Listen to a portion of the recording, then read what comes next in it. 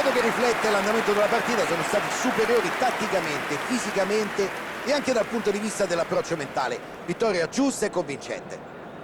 Da Cugna ci ha regalato una prestazione di altissimo livello, coronata dal premio di migliore in campo.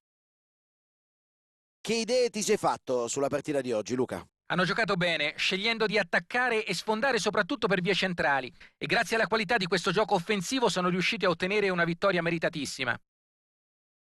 Si chiude qui il nostro collegamento.